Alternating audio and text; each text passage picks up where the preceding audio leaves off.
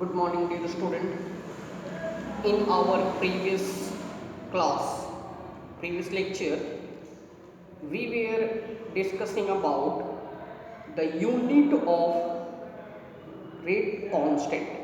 Once again, I repeat, please pay attention. In our previous lecture, we were discussing about unit of rate constant K. As we had seen that unit of rate constant K is different for different order reaction. Hence we can say that unit of rate constant depends upon order of reaction. For different order reaction, unit of rate constant will be different. We had seen the rate constant K, unit of rate constant for 0 order, first order.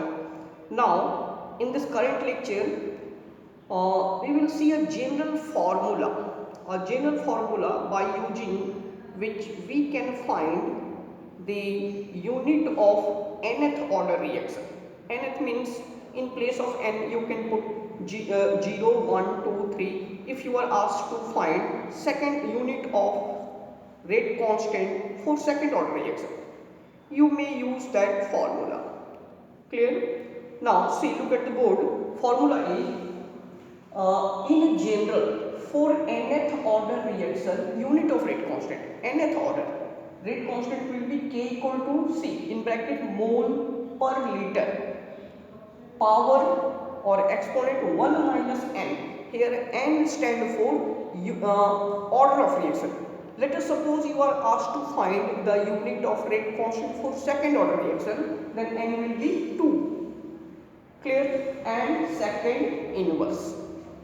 So by using this formula, you can find the order of any reaction. Nth order means first order, second order, third order. The unit of rate constant can be determined by using this simple formula. Now see, sometimes very short questions, this type of questions are asked. So see one sample question, like this question from our NCERT book. See, for a general reaction is given A plus B. These are reactant, they are reacting to give product. Clear? Then the rate law is given by, for this reaction, please pay attention, rate law means rate law expression or rate law equation which should be determined experimentally only. Clear? So if it is given rate law means rate law equation is given. Experimentally observed rate law equation is R equal to K into concentration of A to the power 1 by 2 and concentration of B, reactant B to the power 2. Means we can say this reaction, in this reaction rate is depending upon half power of concentration of A and second power with respect to concentration of B. Clear? Now we are asked to find what is the order of reaction. As we have discussed earlier also that order of reaction, how to find order of reaction? If rate law equation is given, then sum of the powers of reactant in that rate law equation will give you the order of reaction. So very simple it is.